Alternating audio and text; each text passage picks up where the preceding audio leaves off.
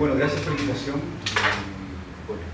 para poder compartir estos resultados de investigación que he ido desplegando en el último tiempo.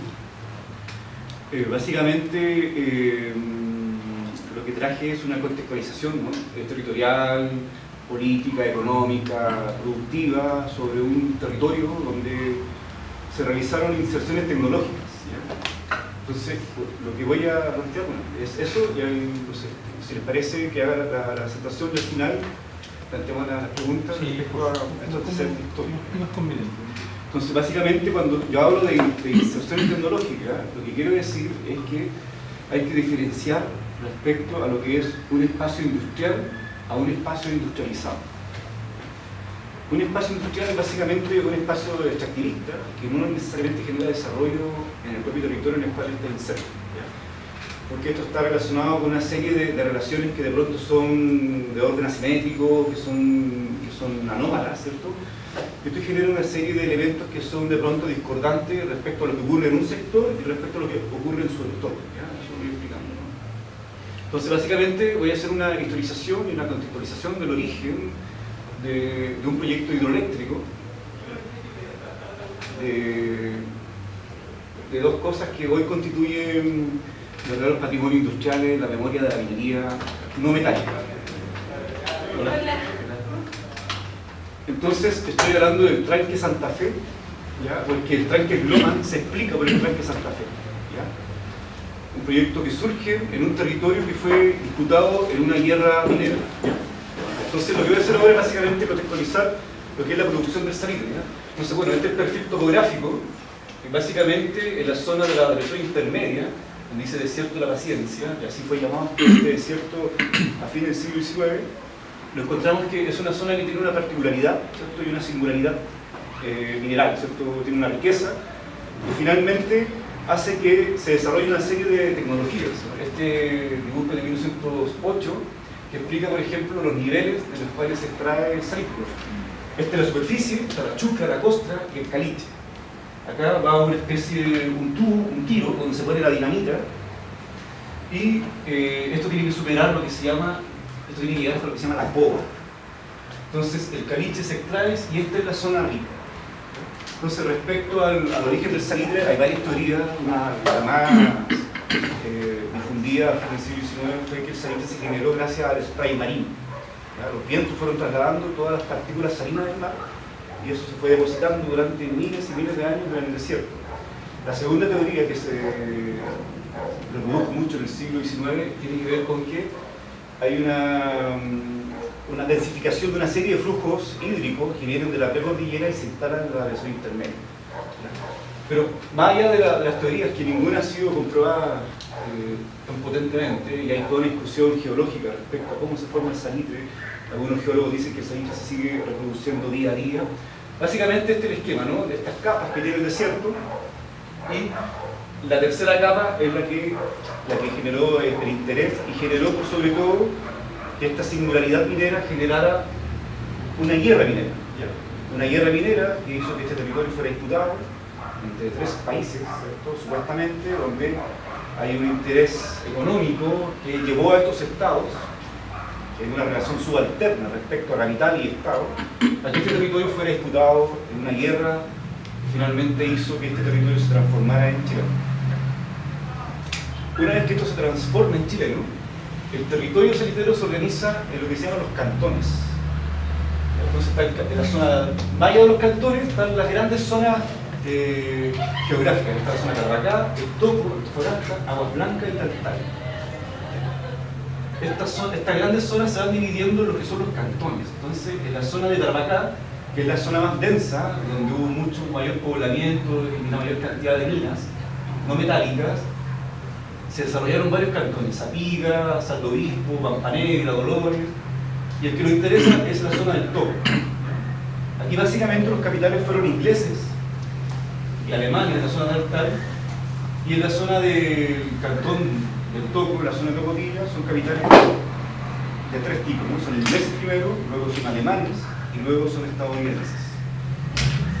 Estos tres capitales no son tan fuertes en su separación, sino que también de pronto son simultáneos.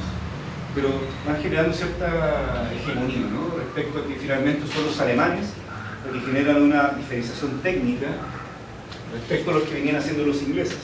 Luego los alemanes son superados por los norteamericanos respecto a los sistemas técnicos que se van desarrollando en estas 5 geografías económicas.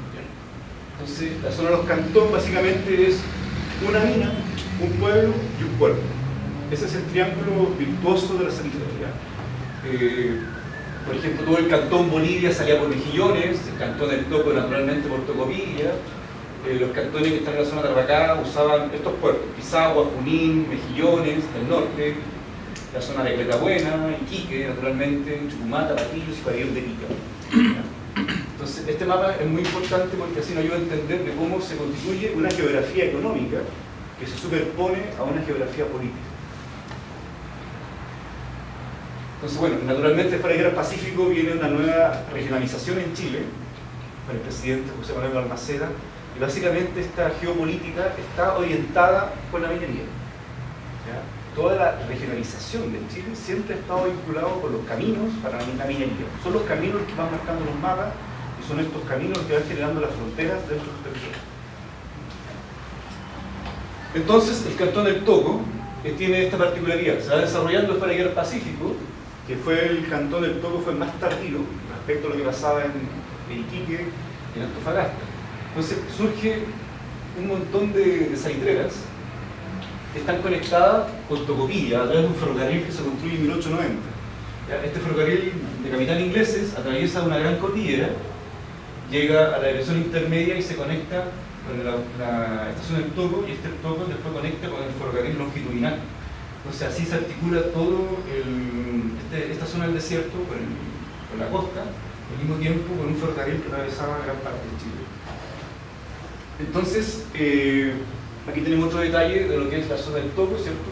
Santa Fe es una de las primeras oficinas que surgen en la zona del Toco, Eufemia, Diana, Iberia, Gruta, Rica Ventura, Paso del Toco, Buena Esperanza.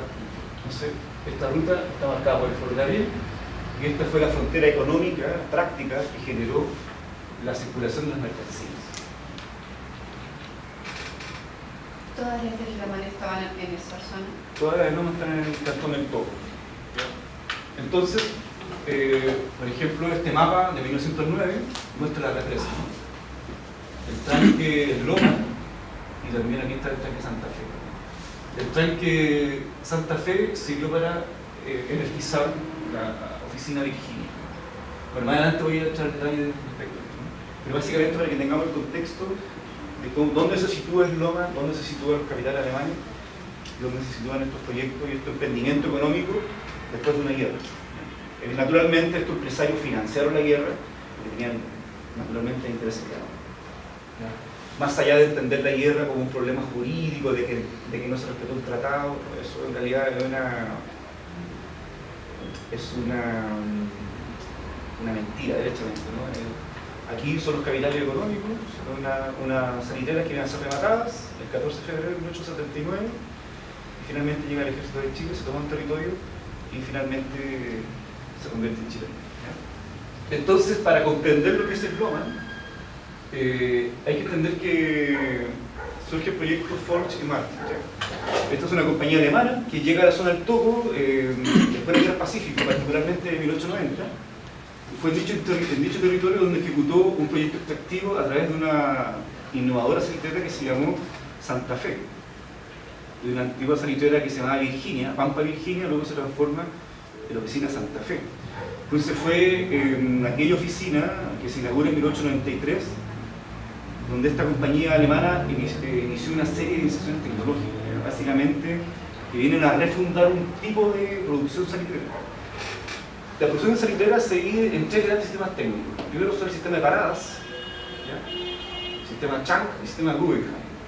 El sistema de paradas básicamente es que los empresarios van a un sector, sacan el caliche, luego desarman todo y se instalan en otra parte. Entonces van generando una serie de paradas en la Pampa.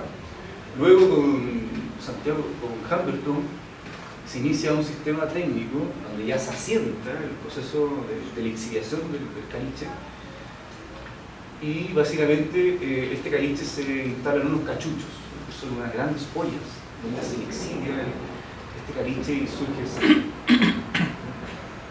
Entonces, bueno, el la proceso de lixiviación ¿en qué consiste? consiste en separar todas consiste en derretir todo lo que es la roca, ¿No es ¿no? calor? ¿Te A parecía través del el calor. proceso del cobre? Sí. Claro, el cachucho es una olla muy caliente. Eso es lo que marca la diferencia con el sistema Guggenheim, que viene posterior, es eléctrico y funciona a una menor temperatura. En cambio, el sistema Chang echan todo el caliche, una roca enorme, ¿cierto? La derriten y de ahí van después a hacer una serie de iniciaciones químicas y de ácidos, van generando la separación y surge el salitre. Entonces, este proyecto alemán, en la zona del Toco, a través de la oficina Santa Fe del Toco, es un gran proyecto que llega a tener alrededor de 1000 habitantes, ¿no? Entonces, dichas instituciones tecnológicas se manifiestan con las máquinas de beneficio, que son muy nuevas, que vienen a reinventar el sistema Chang, aumentan la cantidad de cachuchos de estas ollas con una serie de líquidos calientes, instalan calderos, winches eléctricos, bateras, locomotoras también para mover los líquidos, se instalan estanques para diversos tipos de agua, e instalaciones para los diversos procesos de lixiviación y luego de la cristalización del salitre. Es el segundo proceso que se le aplica a este mineral. Entonces, esta innovación en la zona del Toco, que fue la última zona en entrar en operación después de la Guerra Pacífica, hace que la zona del Toco tenga una diferencia técnica respecto a lo que ocurría en Taltal, en Antofagasta y en la zona de Tarapacá. Esta diferencia no solamente es tecnológica, sino que es también habitacional, porque se van generando una serie de campamentos que marcan una diferencia con lo que tenían los ingleses. Entonces, uno de los proyectos más importantes de esta compañía, Folch y Martin, claramente tiene que ver con resolver el problema de la energía eléctrica. Entonces, para ello fue fundamental llevar a cabo un nuevo proyecto que tiene que ver con la instalación de un tranque. Y así se proyectó el uso motriz de las aguas del río Loa. En 1908, dos ingenieros alemanes recorrieron Chile y publicaron un libro de 800 páginas que se llamó La industria secreta. Y ello apunta, dice: el río Loa asegura el Toco la provisión de agua para todas sus oficinas y la producción de la fuerza motriz con poco costo. Todas las otras salitreras funcionaban con diésel, y ese diésel llegaba evidentemente a través del puerto, que venía un diésel que venía normalmente desde California. Así, estos capitales alemanes deciden la construcción de esta represa para generar la energía eléctrica, y este tranque fue denominado Tranque Santa Fe y empezó a ser construido en 1898 y se inaugura en 1901. En las solicitudes que yo he encontrado respecto al permiso para construir este tranque, siempre se habla de que no hay peligro de derrumbe, de que no vive nadie, lo cual era una falsedad, porque hay un sector indígena que es Quillagua, donde hay una serie de caminos que articulaban la zona de San Pedro, Calama, Quillagua, Guatacondo y una serie de otros poblados de la zona de Tarapacá. Ciertamente son proyectos alemanes que generan una relación colonial respecto a los grupos étnicos. Y siempre se enfatiza que no va a perjudicar a nadie, y que no hay peligro de derrumbe, porque cabe indicar que el río Loa tiene la particularidad que durante el verano crece a un nivel realmente que duplica y triplica el curso por la cantidad de su caudal. Entonces, este tranque fue autorizado por el presidente Federico Errázuriz, el Chavo, en 1898. Y este embalse poseía 13 cruces para regular la salida del agua, y se construyó una postación de solo 6 kilómetros que llegaba a la oficina que estaba al frente.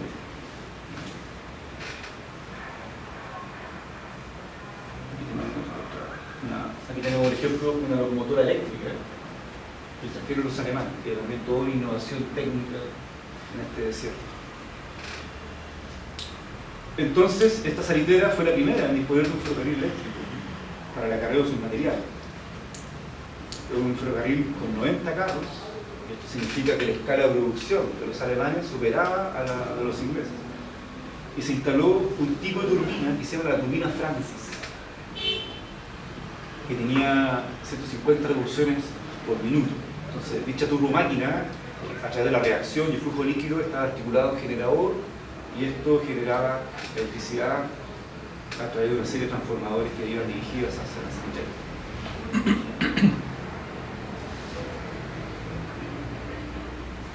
El año 1903 la Tsunami hizo un estudio sobre esta sanitera a través de un ingeniero que se llamó Guillermo Junge, y él dice lo siguiente: dice, en la región del Toco merece especial mención la oficina Santa Fe, que desde hace más de 2 años trabaja por medio de energía eléctrica desarrollada por una caída de agua formada por un tranque artificial en el río Loa.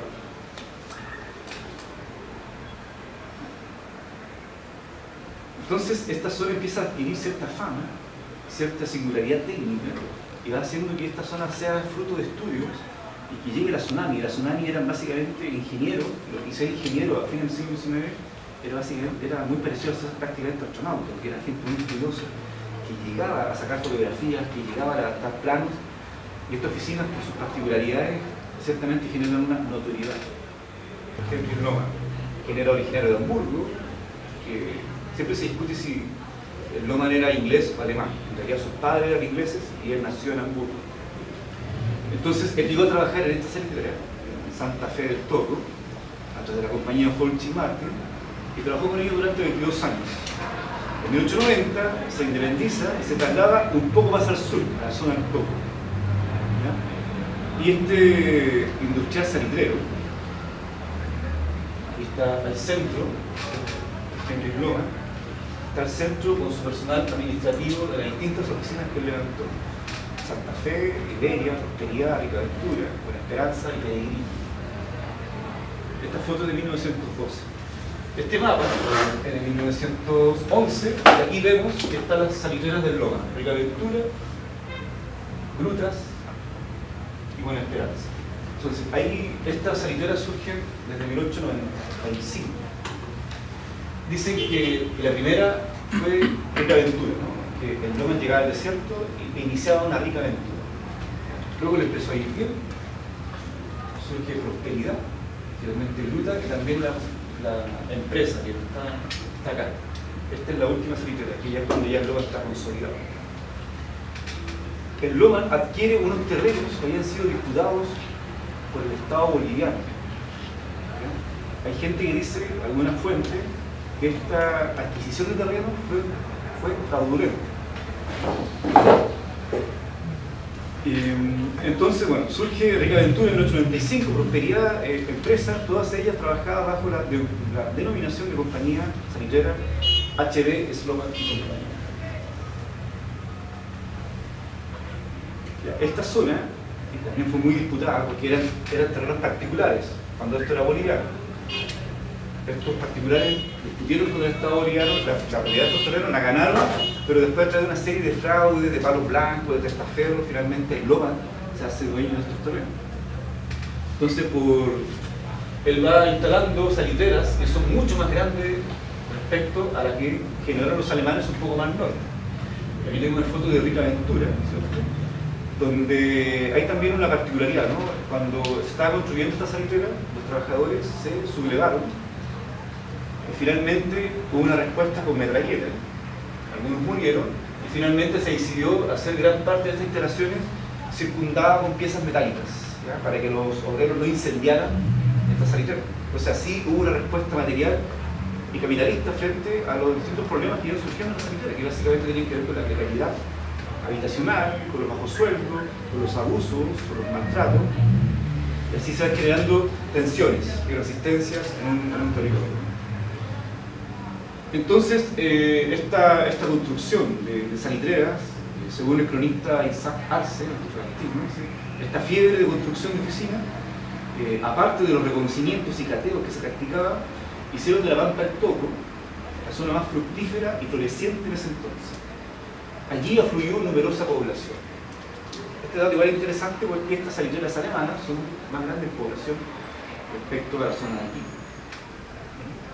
Esta foto es de Zigzag, perdón, de la revista Ilustración, de 1905.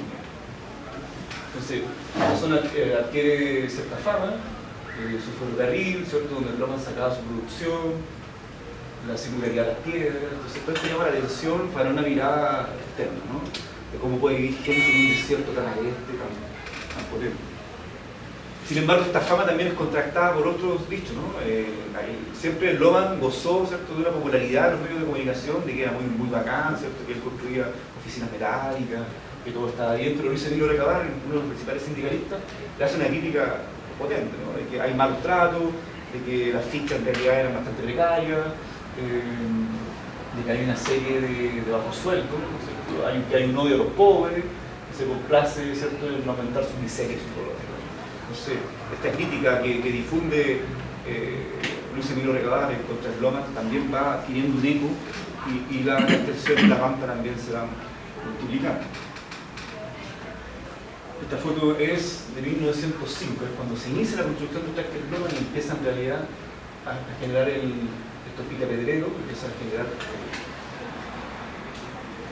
el labrado de las piedras, ¿no? Entonces, bueno, Henry Loman, siguiendo la impronta dejada por su antiguo socio, el Connacional, abordó el mismo proyecto para resolver el desafío de dotar de energía eléctrica a sus minas. Este proyecto hidroeléctrico finalmente se empieza a construir en 1905 y va generando, ¿cierto?, la constitución de un pequeño mar artificial en el desierto. Cabe indicar que la salitrera de Santa Fe es la segunda que se construye en Chile. La primera fue la central hidroeléctrica de Chicarongo, ¿cierto?, que alimentaba las minas de Lota. Y la de Lota, esa hidroeléctrica, era la segunda en Sudamérica. La primera está en Uruguay. Entonces el Tanque Lota vendría siendo la tercera, la tercera hidroeléctrica de Sudamérica, pero al mismo tiempo hay otras que van surgiendo en el camino, que se van cayendo, pero fue una de las que más potencia generó.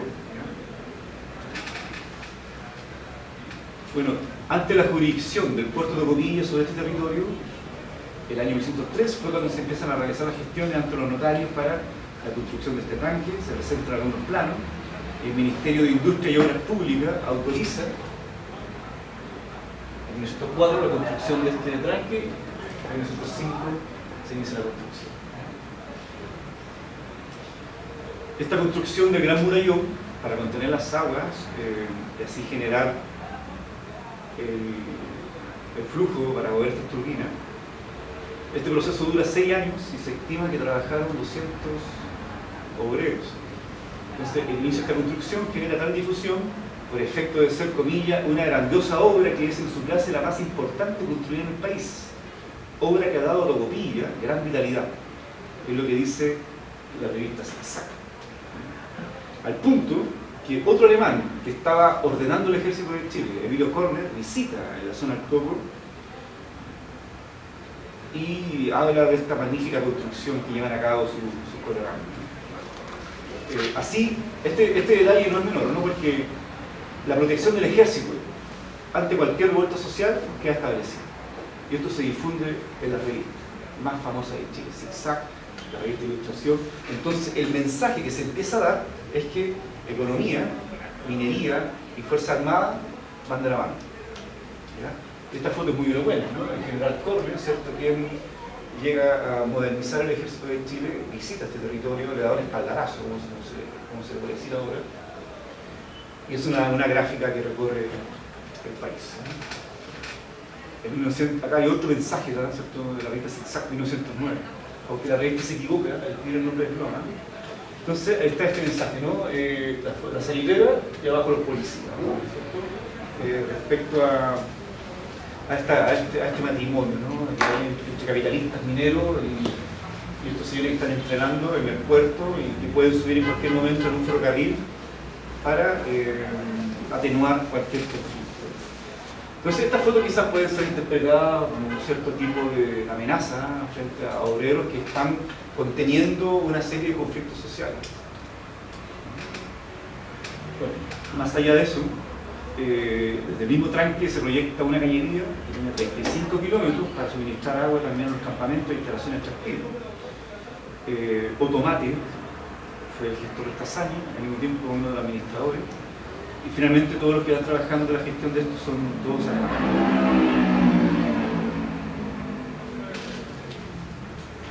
Bueno, hay un informe también de Sonami que dice que la caída utilizada es de 30 metros, en realidad de 38, lo que se provoca por medio de un tranque que tiene una altura alrededor de 41 metros de base, dice el informe de tsunami, con 2 millones de metros cúbicos aproximadamente tiene este lago.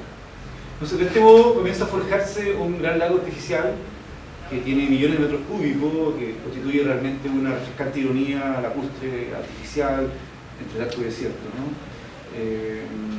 Eulogio Gutiérrez y Marcial Figueroa, que fueron dos grandes críticos del proceso minero en 1920, dicen sobre el tanque Loman que sus muros semejan a las paredes del pretil de una fortaleza, ¿no?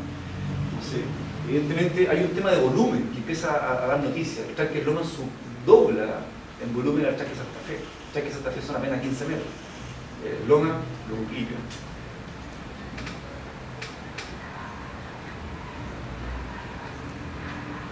Acá está la sala de máquina, donde está el receptor hidráulico, donde hay una serie de generadores de Siemens, ¿cierto? Donde se va generando esta energía eléctrica a muy altos amperes. Aquí tenemos otra visión, una perspectiva del norte, una postal alemana, se difundió ciertamente. Y tenemos otra edición del tanque. Estos archivos son este de 1917, este de 1912. Entonces, como podemos ver, el tanque está en su mejor momento. Todas sus interacciones. Pero bueno, su uso no fue solo utilitario desde el punto de vista industrial, ¿no? Sino que también fue un lugar que se convierte en un lugar que marca también la segregación de la pampa, ¿no? Es un lugar donde los grupos, los empleados van a disfrutar, ¿cierto?, de estas navegaciones. Hay una serie de barquitos que se instalan en el tanque, de chalupas, como se dice, y también se desarrolla la pesca de pejerrey y de algunos camarones. ¿Ya? Entonces, bueno, está todo este tema, ¿no?, el tanque Loman para generar energía, y Tocopilla se convierte en el lugar donde Loman construye grandes muelles para sacar toda su producción. Entonces, al mismo tiempo, el Loman se articula con una empresa que para la línea P. Todos sus barcos partían con P, Potosí, Poto, Max, ¿cierto? Y así se genera un flujo que articula Tocopilla con Hamburgo. Y recién con la apertura del canal de Panamá surgen otros barcos y así también surgen otras competencias navieras, pero básicamente Hamburgo fue el puerto de tránsito más grande del mundo para el salitre chileno, porque claramente la escala de producción fue mayor.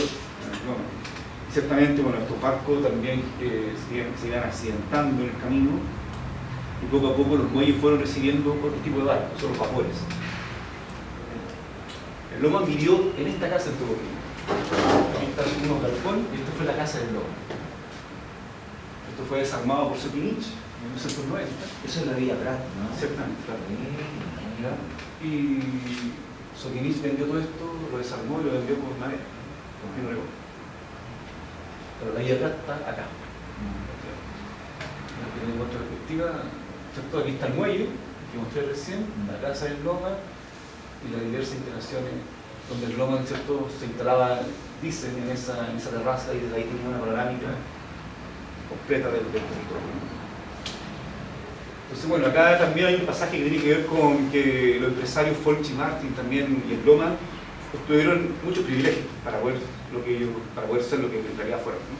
Lo primero tiene que ver que ellos no pagaban impuestos. Había una evasión de impuestos porque ellos tenían una serie de privilegios, de contactos, y todos los productos que ellos internaban no pagaban nada, ¿no? Incluso en Hamburgo se decretó una ley que se llamó la ley Lex Loman, ¿no? Y finalmente significó que cuando ellos volvían, después de la Primera Guerra Mundial, toda su riqueza no pagaba también ningún impuesto. Entonces, hay un nieto de Henry Loman que dijo que en realidad la plata que se ahorró el Loman en toda esta situación fue realmente exorbitante. Pero sin embargo, más allá de lo que el Loman hizo, ¿no?, él pagaba fichas, ¿cierto? Él también era un comerciante de las pulperías, entonces era un negocio redondo, todo lo que todos sabemos, ¿no? Entonces existía una serie de fichas que reemplazaban la moneda y así se disputaba realmente una jurisprudencia respecto del Estado, ¿no? Dice, este vale se canjea solamente la pulpería. Entonces, al mismo tiempo se constriña al obrero que consuma lo que Loman le ofrece. Entonces, básicamente, la gente trabajaba por lo mismo. Y así se va generando una acumulación por exposición.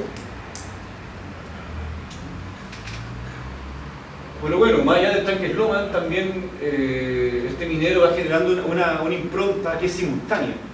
Además está construyendo el tranque y está construyendo también una fundición en Tocopilla. Este puerto y arriba vemos una fundición que construye Sloman 2 años después de iniciado la construcción del tranque, en 1907. Y así, este señor instala esta fundición, también muy tecnológica, articulada por el mismo ferrocarril que sacaba su producción de salitre.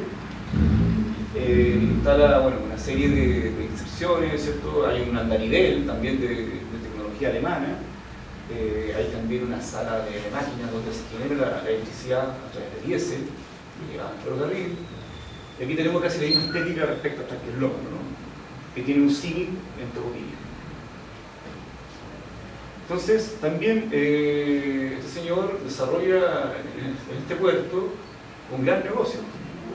Él tenía un gran almacén y vendía de todo, ¿no? Ají, arroz, azúcar, galletas, papel de envolver. Entonces, no solamente el tranque generó su riqueza, sino también esta venta de distintos insumos y artículos de primera necesidad. Pero hay otro detalle, ¿no? Que Sloman es también un filántropo, por un lado. Por un lado está pagando con ficha la salitre, pero en la costa está teniendo una responsabilidad social, empresarial, por decirlo de una forma. Entonces, él crea la primera compañía de bomberos de Orique. Y este logo se usa hasta el día de hoy. Y la compañía se llama Henry Sloman. Bueno, aquí vemos, hace poquito, ¿no? El bombero Henry Sloman cumple. Entonces, lo que quiero mostrar con esto es básicamente cómo hay una memoria que nos habla de un tipo que se vincula con un territorio, pero con una simetría. Se comporta de una forma en la pampa, y en el puerto tiene otro perfil. Puso el edificio y el profesor puso los libros. Y se llamó Biblioteca Popular Sloman. Esta calle la construyó Henry Sloman, y se llama hasta el día de hoy Paseo de Sloman. Que aquí está la Vía Rara. Y construye esta vereda, que construyeron la vereda. Al principio del siglo XX era realmente un lujo asiático. Bueno, y está el arreglo de la avenida Sloman, ¿cierto? Acá se dice, acá está el detalle, está en 1929. El industrial alemán, don Enrique Sloman, obsequió a la ciudad hace algunos años una hermosa vereda que se extendía por ese paraje hasta la piedra del casamiento. Esta noticia también surge en el contexto que cuando llegan los Rubinstein a Tocopilla, borran todas las huellas del Sloman, particularmente su huella urbana. Van a entrar en eso. Y acá está el Club de la Unión, que también lo construyó Sloman. Entonces, quiero mostrar un pequeño video de un señor que yo conocí cuando era pequeño, ¿no? Él se llamó Casimiro Busanich. Y el año 1998 fue a Tocopilla un bisnieto de Henry Sloman. Hizo un documental que se llamó Oro Blanco. Entonces aquí explica, en este video que dura 2 minutos, el rol del ferrocarril y de una persona que conoció a Sloman.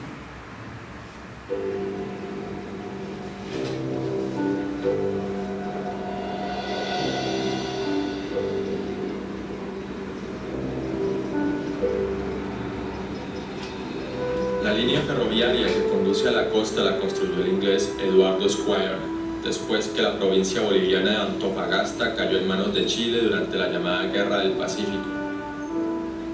Cuando estalló la guerra por el salitre entre Chile, Perú y Bolivia, Squire compró concesiones bolivianas por 1/10 de su precio real para explotar el salitre. Mientras peruanos, chilenos y bolivianos se mataban entre sí, los europeos adquirían bonos de las deudas nacionales a precios de gallina flaca. Henry Sloman, quien compró sus campos de salitre a Eduardo Squire, exportaba el abono natural desde el pequeño puerto de Tocopilla.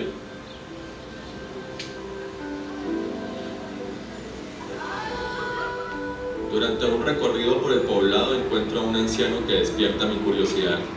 Casimiro Budinich, de ascendencia croata, fue alcalde de Tocopilla y para mi sorpresa recuerda personalmente a Henry Sloman.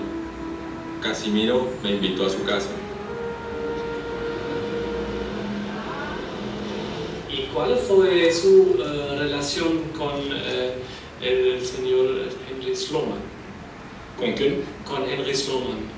Su padre tenía una relación. Mucho, porque parientes míos estaban empleados en Rica Ventura, Domingo Rudinich.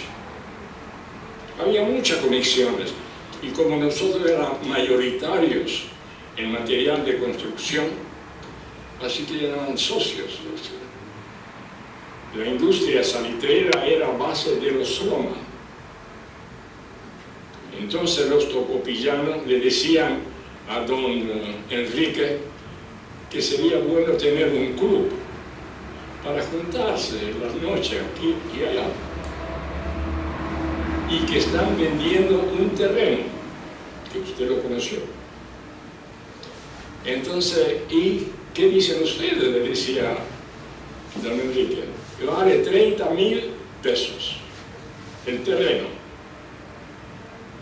Ya, yo lo voy a comprar, yo lo voy a pagar, pero vamos a ponerle para Club de la Unión, pero va a quedar hipotecado.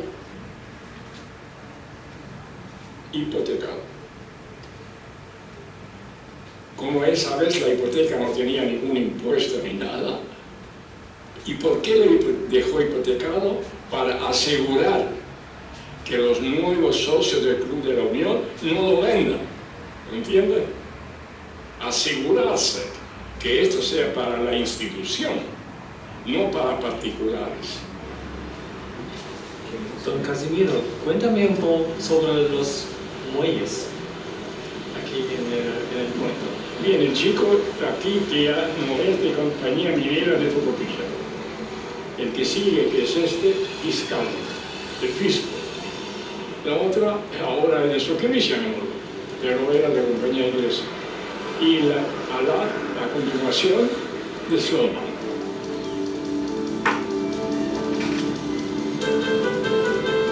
Esta es la producción de Henry Sloman, que tenía de calentura, prosperidad y empresa.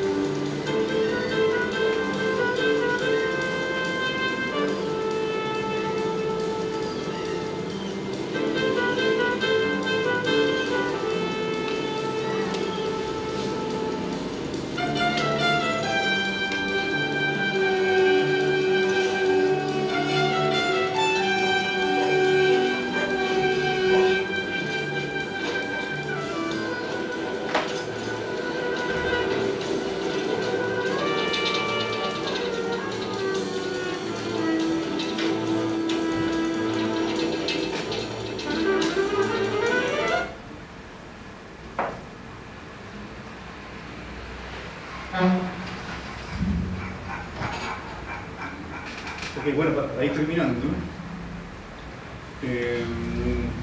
Esta situación, ¿cierto?, nos habla de un esloma floreciente, ¿no? Un esloma con una gran riqueza, pero también tiene un ocaso, ¿no? Este ocaso del esloma está marcado básicamente por el impacto que tuvo en los capitales alemanes la generación de la Primera Guerra Mundial. Sloman, junto a sus socios, sufrió un bloqueo, ¿no? Todos sus barcos fueron prohibidos de llegar a Chile. Se les prohibió también el acceso al petróleo y se generó una verdadera lista negra. Y hubo un sabotaje de todo tipo contra Sloman.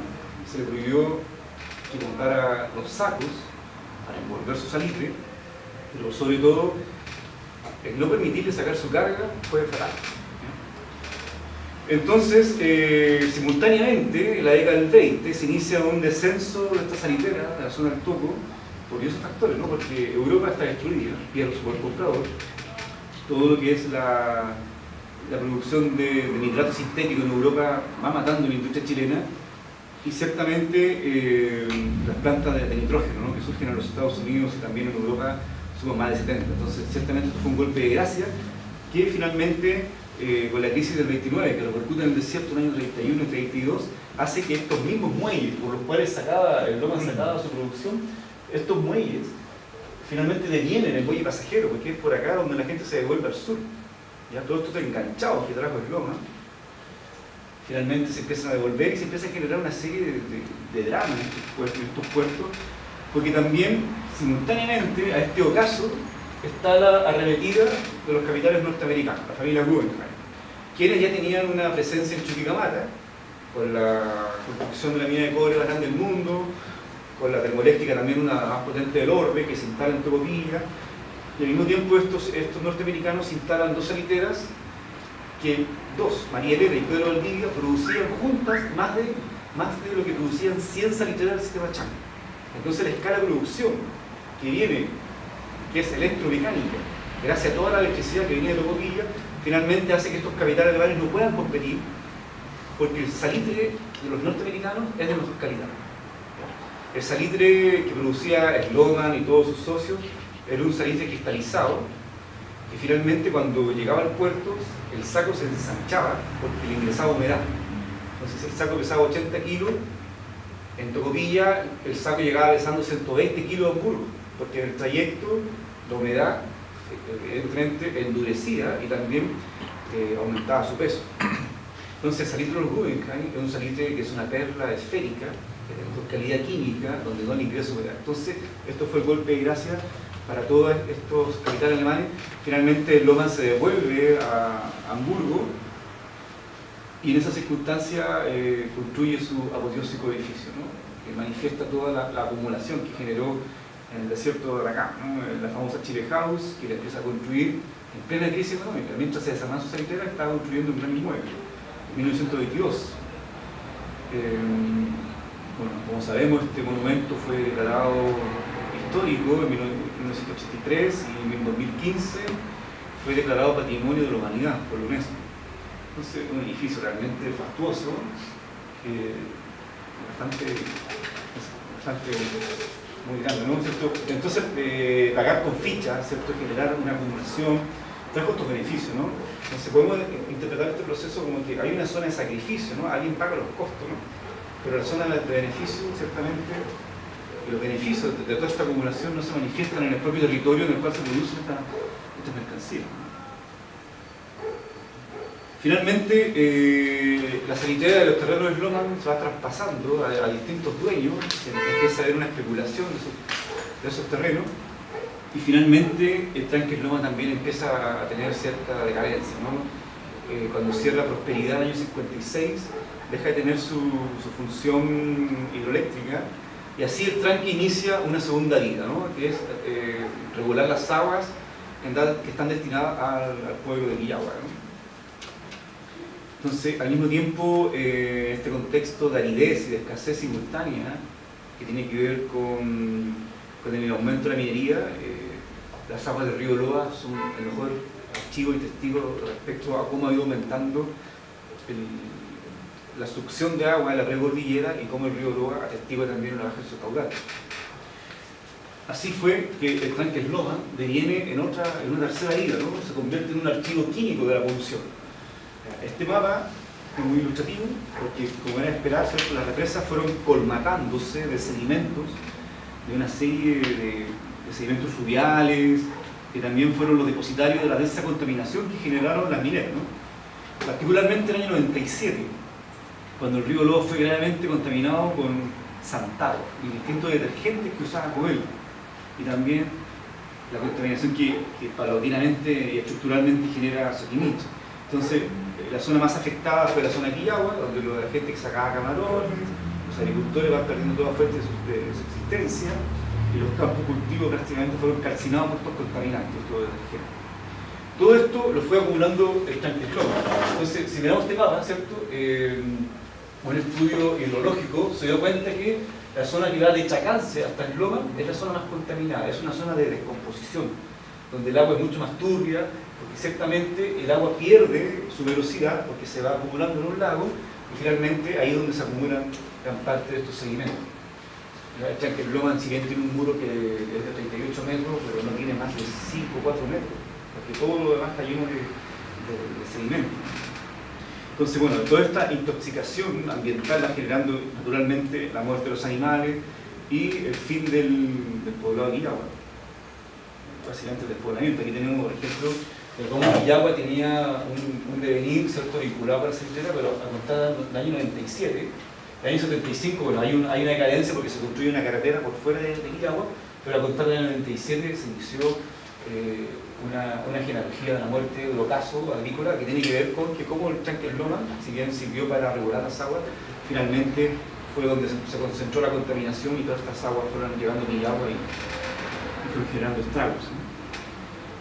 Pero hay otro proceso también que va atestiguando el Tranque Loma que tiene que ver con la patrimonialización de un inmueble, ¿cierto?, de un bien arquitectónico que tiene que ver con esto, ¿no?, ¿cierto? Bueno, esta placa se la robaron, ya no está presente, y tiene que ver con que el año 1980 un profesor de Bobilla, un historiador, empezó a hacer las gestiones para que el Ministerio de Educación declarara el Tranque Loma como monumento nacional.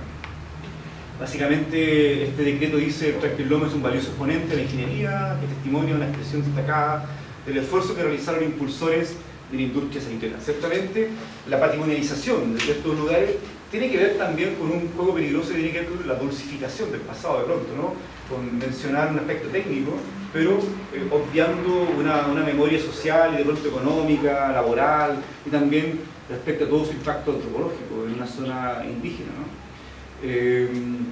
Ciertamente estos decretos, más allá de su análisis de orden antropológico respecto a cómo las cosas se patrimonializan en el marco de una poética de la muerte, ¿no?, en cuanto a que las cosas quieren valor, porque quien lo usaba desapareció, porque hay otros tranques en Chile que son, de pronto dan un tiempo como tranques Loma, pero no son patrimonio porque siguen en funcionamiento.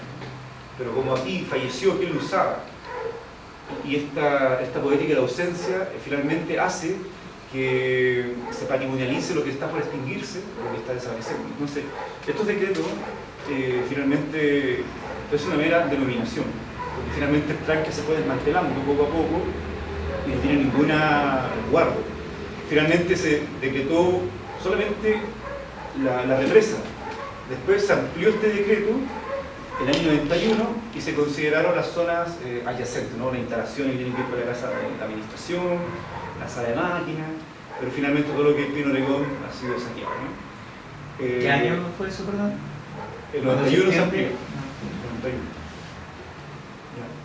Bueno, y esta misma placa que la donó el mismo señor que hizo el documental, realmente se la robaron para fundirla.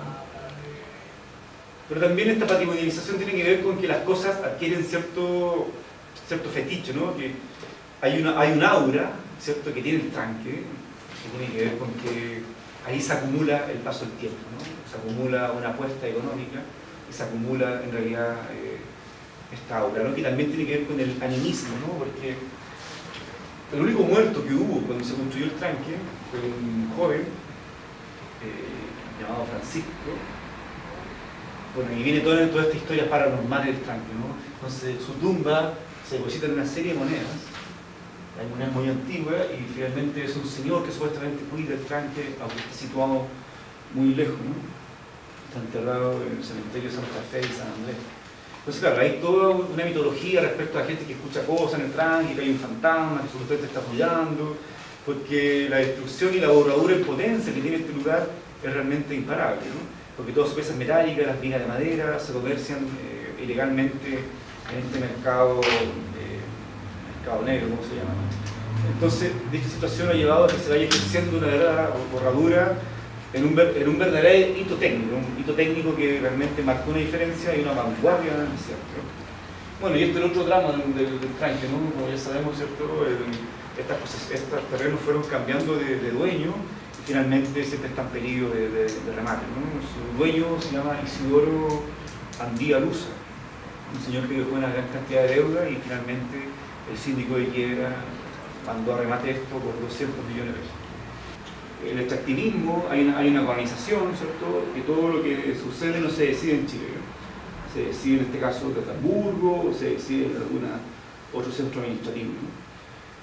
Entonces también están los imaginarios del pinorismo, ¿no?, en cuanto a que gran parte de la historiografía y los imaginarios regionales consignan el supuesto éxito de este proceso minero en el norte de Chile, atribuyendo a ciertas características propias, ¿no?, prácticamente raciales a estos extranjeros, ¿no?, que hay un emprendimiento, que hay un empuje, que son pioneros, que son que tienen educación ordenada, que son racionales, que son valientes, porque invierten en un desierto, pero consideramos que estas categorías se desarman porque finalmente su éxito está validado en una sacrificialidad, ¿no? Alguien tiene que pagar el costo para que esto sea evidentemente sustentable en el largo plazo, ¿no? Porque al mismo tiempo se va recreando un sistema también de economía. Esto no se diferencia mucho, por ejemplo, de lo que hizo Francia en Angola, en cuanto a que llega un señor, que pone una iglesia, que pone un cura, que pone una escuela, que pone un camino, que él controla quién entra, quién sale, quién protesta, ¿no? Entonces, también tiene que ver con que estas inserciones tecnológicas son industriales, pero al mismo tiempo son desindustriales, ¿no? Son inserciones que buscan desarrollar un extractivismo, pero finalmente consolidan una relación subalterna de estos territorios. Son territorios que solamente son proveedores de mercancía. Entonces, son tecnologías alemanas que se instalan en un sector del desierto que no generan ningún desarrollo. Por otra parte, hay una hegemonía, ¿cierto?, política que se va manifestando a través de estos proyectos, ¿no? Una hegemonía alemana por sobre la inglesa, en cuanto a que fueron los capitales alemanes los que constituyen una entidad tecnológica que es innovadora técnicamente para la generación de energía eléctrica, y constituyéndose dichos proyectos como verdaderas vanguardias técnicas, ingenieriles, que van diferenciando con los sistemas ingleses. Sin embargo, podemos decir que si bien hay un rollo colonial en este aspecto, antropológicamente hablando, son imperialistas e imperios. ¿Qué quiere decir esto? Que son realmente tipos que no responden a un Estado, sino que responden a sus intereses y van generando una articulación con lo que se puede llamar el capitalismo policéntrico, que tiene que ver con que estas instalaciones tecnológicas significan la articulación de un punto de la Tierra con distintos otros puntos de vanguardia que están situados en otros puntos del mundo, y así se va generando la acumulación y su reproducción, y surge lo que se llama una topología, ¿no?, que es la articulación de distintos nodos.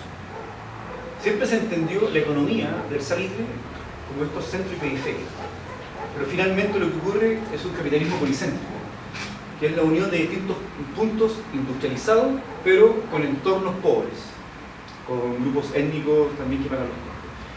Entonces, más allá de eso, podemos hablar también que es un tipo de capitalismo que se llama cognitivo, que tiene que ver con que, en primer lugar, hay una información que se maneja, está resguardada, que esto permite tener la seguridad de un futuro excelso, ¿cierto?, gracias a información otorgada por los carteros sanitarios, por la diferencia técnica y científica que manejaban estos señores, y esto va generando una diferencia. Entonces, este tipo de potencia hace que sea el conocimiento el que permita la acumulación y el secreto de la técnica.